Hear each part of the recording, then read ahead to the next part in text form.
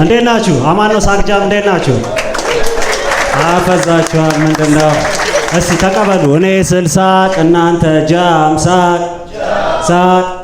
እኔ ስል ቀልድ እናንተ አሪፍ አሪፍ። ደስ ይላል በጣም። ዲጄ አማን ነው።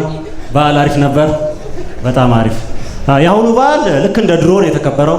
በጣም ብዙ ሰው የበቆለት ሲበላ ይቻላል። እሱን ነገር የምትበሉ ሰዎች ግን ውስጡ ምን እንዳለ ታውቃላችሁ? ማለት ይጣፍጣል ይለዋል። አውቃለሁ ይጣፍጣል። ሴቷን በግ እንደዚህ ነው የምትለው።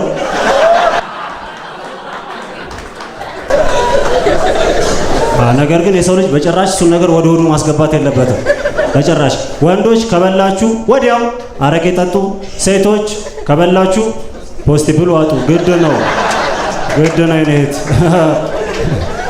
አይታወቅም፣ ይፈጠረው አይታወቅም። አስበሽዋል? የአዲስ አበባ ልጅ አላገባም ብለሽ ከደብረ ብርሃን በግ ስታረግዢ አስበሽዋል? ምን ያህል ከባድ እንደሆነ አባት የሌለው ግልገል ማሳደግ አስበሽዋል?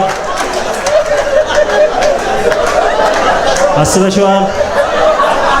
ግልገሉ አድርጎ አባቴ ማን ነው ሲልሽ ማሚ ማሚ፣ አቤት በእናትሽ ስለ አባቴ ንገሪ። አላቅም አልኩ እኮ በእናትሽ ብዬሽ አላቅም። እንደው ባበላው ሳር ይዣለሁ። እንደዚህ አይነት ጥያቄ አትጠይቀኝ። እንደው በፉርሽካው እንደው በእናት እኔ ስለ አባት ምንም ነገር አላቅም። እኔ የማውቀው አባት ቅጥቅጥ እንዳልሆነ ነው። በዓል ደስ ይላል በጣም። አጨብጭቡ፣ አትፍሩ። ጨብጨብ አድርጉ። ግድ ነው። በዓል ለባለ ትዳሮች በጣም ደስ ይላል። ምክንያቱም ጾም የሚፈቱበት ብዙ አማራጭ አላቸው።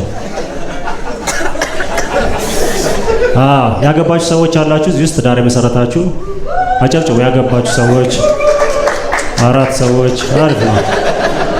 ትዳር ደስ ይላል። እኔ ብዙ ጓደኞቼ እያገቡ ነው እና እንዳገባ ይመክሩኛል። ማግባት አለብህ፣ አግባ። እንተ ለማግባት ምን ትጠብቃለህ? እንተ እኮ ለማግባት ማርገዝ አይጠበቅብህም። አገባለሁ በቅርቡ። በቅርቡ አንድ ሴት ተዋውቄ ነበር። በጣም ደስ የምትል ሴት፣ ቆንጆ ነች፣ ልጅ አላት።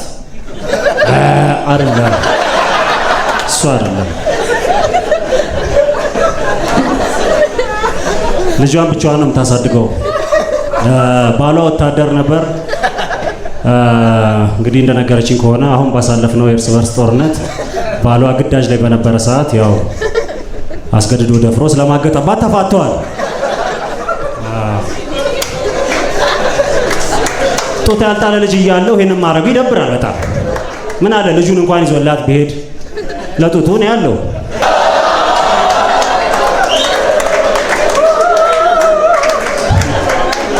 ብዙ ሰው እንኳን ማለት አይቻልም። አንዳንድ ሰው ወደ ትዳር የሚገባው በኢኮኖሚ ለማደግ ነው። ልክ አለ። በኢኮኖሚ ማደግ ከፈለግ መግባት ያለብህ ወደ ትዳር ሳይሆን ወደ ማይክሮ ፋይናንስ ነው። እዛ እንደውም በለፋው ልክ ይወልድልሃል።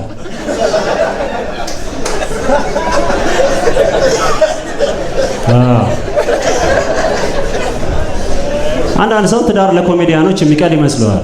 ትዳር ለኮሜዲያኖች ቀላል አይደለም። ማለት ምኑ ጋር ትቀልዳለህ? ሳሎን ቤት፣ ኩሽና፣ መኝታ ቤት፣ እነዚህ ሁሉ ቦታዎች ላይ መቀለድ ትችላለህ፣ ግን ስድብ ነው የሚተርፍህ። ሳሎን ቤት ብትቀልድላት የደለህ፣ ኩሽና ውስጥ ብትቀልድላት ስራ ፈት፣ መኝታ ቤት ብትቀልድ ስንፈተ ወሲብ።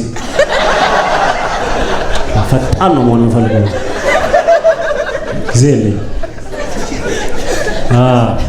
ትዳር ደስ የሚል ነገር ነው። ደህና ናችሁ ግን አይደል እናንተ ያገባችሁ ሰዎች?